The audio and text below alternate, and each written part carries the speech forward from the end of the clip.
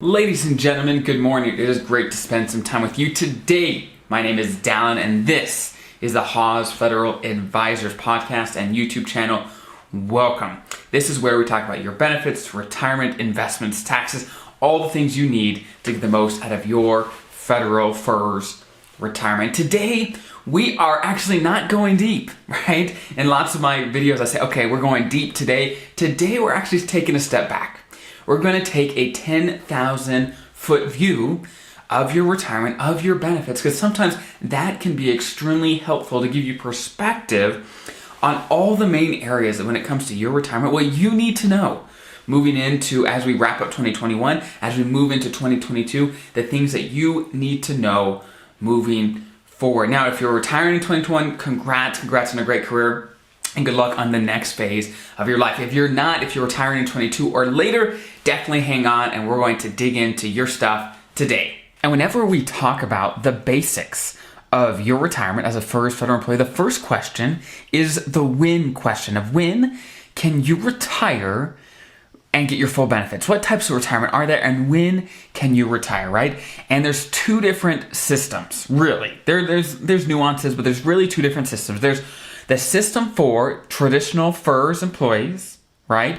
And that is basically, you have to have 30 years of service and have hit your MRA, your minimum retirement age, right? If you don't know what that is, just Google MRA chart. It'll come right up. It's based on your birthday, right? So you have to hit that, or you have to reach age 60 and have 20 years of service, or the last one is age 62 and 5 years of service. So if you hit either one of these three, if you hit one of them, then you can retire with your full pension, keep your health insurance, and all that stuff, right? Which is a great thing. Now, if you are a special provisions FERS, this is law enforcement, air traffic controller, firefighter, you folks, and you know who you are. If you fall under these special provisions, you know who you are. And basically, you have to wait till age 50 and 25 years of service, or 20 years of service at age 50, or if you have 25 years of service, you can retire at any age under the special provisions. But there's generally ages where once you hit that age, you have to retire, you're forced to retire. So there's definitely some pros and cons for every type, right? So that's the first thing is, okay, for you, figure out exactly when you can retire. What's the earliest day that you are eligible to retire, right? And there is one nuance, and there's actually a couple nuances, but I'm just going to touch on this one.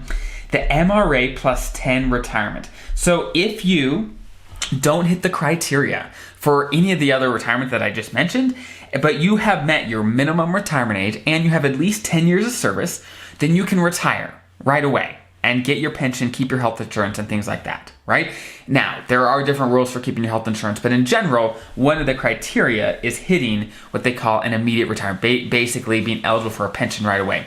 But one nuance with this MRA plus 10 retirement is that you get a reduction to your pension for every year under age 62, that you retire under 62. So if you retire at 58, well, that's a 20% reduction because that's 5% for every year. And I have tons of videos digging really deep into the MRA plus 10 retirement. If you want to find it, it's called the MRA plus 10 Retirement Ultimate Guide. It's on my website.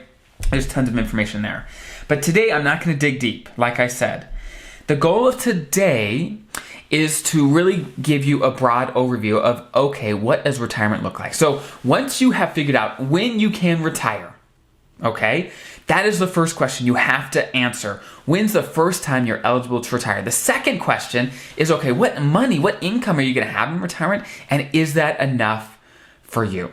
Now, as a FERS federal employee, there are three things that you get in retirement, right? There is, first, your pension, okay, which the biggest reason to know exactly when you're eligible to retire is to know when you can get your pension and your other benefits right away, right? So your pension is number one. Your TSP, or your thrift savings plan, is number two. And then, of course, Social Security. Those are the three different pieces that you have in your retirement, right? And of course, Social Security does not kick in until you're at least 62 up till age 70, depending on when you take it. And I'm not going to dig into when you should. That's a big conversation. And I've got a number of videos on that specific topic that you definitely want to check out. But the biggest thing is, okay, for you, you have to start estimating what these numbers look like for you. It's like, okay, when am I going to retire? When am I eligible to retire? What is my pension going to be at that time? What is my TSP probably going to be at that time? And when am I going to take Social Security?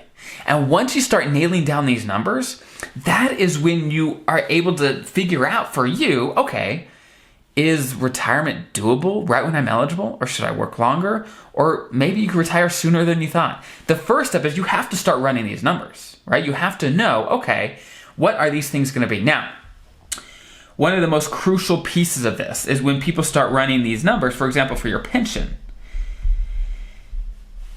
There is a long guide I have on my website that goes over exactly how to calculate your pension. But one very common mistake is people calculate their pension like, oh, wow, I'm going to get, $3,000 a month, let's say, depending on what your income is and all these things. Let's say your gross pension is $3,000 a month. Well, what people often forget is that is not how much they're actually going to receive every month, right? What comes out? Well, your health insurance premiums come out, taxes come out, maybe survivor benefits, things come out. And so on a $3,000 pension, it's not uncommon that half of that actually goes to pay for stuff, whether it's taxes or survivor benefit, whatever it is. So instead of, $3,000 a month, it's only $1,500 a month that you get from your pension. Again, these aren't your numbers. You have to run your numbers. But that's a super, super common mistake that I see. The same with, let's say, your TSP or even Social Security, right? Taxes do come out of that income. Assuming your TSP is, of course, the traditional TSP, not the Roth TSP. If the Roth TSP, if you use that, when you take money out of that, then you don't have to pay taxes, which is really cool. And I've had tons of videos on the Roth TSP and the advantages of it. Again, it's not perfect for everybody, but it can really make a big difference to have Roth money, which is after-tax money, in retirement. So those are the core pieces for you. And you really have to dig down for you, for your numbers. Start with your pension and Social Security. Start with that, right? And your FERS supplement. I didn't discuss that, but for many of you, that is a part of your plan as well. Your FERS supplement. Basically, the long story short of this, again, I have an ultimate guide on this too. You can Google it, it'll come right up. I usually show up on the first page, it's usually there. Just type in FERS supplement, Haas Federal Advisors, it'll come right up. And it'll talk you through, okay, are you eligible for it? How much is it gonna be for you? Because it could be a really, really nice benefit. And basically what it's meant is for those that retire before age 62 with full retirements, you're eligible to receive the FERS supplement, which can be thousands of dollars, depending on your income and Social Security and things like this. You're eligible to receive it from the time you retire up till 62, depending on your situation, right? So if you're eligible for the FERS supplement, again, check out the details on that. What is that number gonna be after taxes, right? And one nuance with the FERS supplement is you can't work another job very much or your FERS supplement starts to be decreased once you start making over certain thresholds. For this year, it's right around, I believe, 18,000, if I remember correctly. You could Google that. It is relatively low threshold, right? So those are the basics. Those are the basic pieces for you, right? And of course, another huge piece is your health insurance, your FEHB, right? Your health insurance through your job.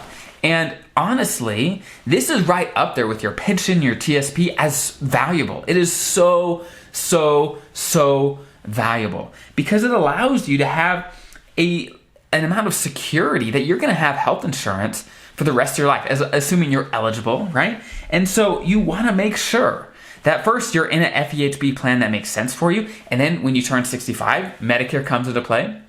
And you want to have a plan that really works well with Medicare. But FEHB is a huge piece. So take this opportunity if you haven't already. Review which policy you have. Does it still make sense? Are you paying too much? Are you paying for more coverage than you need? Are you paying for a policy? If you're approaching 65, does it make sense with Medicare? Does it work well with Medicare? Because some FEHB plans actually will pay you money.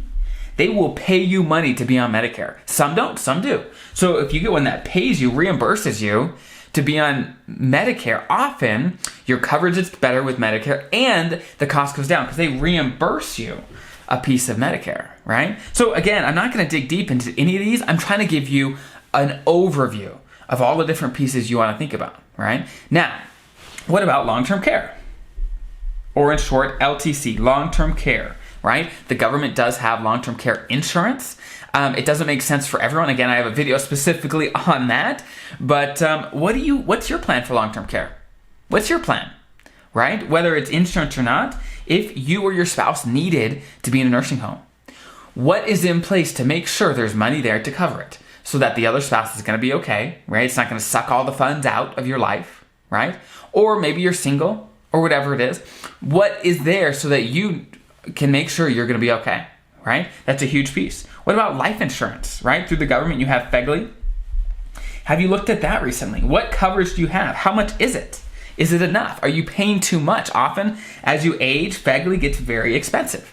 It gets very expensive. Are you paying too much? Is there a better way to get it? Or do you need life insurance at all, right? That's the first question. Do you need the life insurance at all, right? And again, I don't know your situation. I don't know, but that's the first thing to answer is, okay, do you need life insurance? What's the best place to get it? And if it is FEGLI, awesome, great.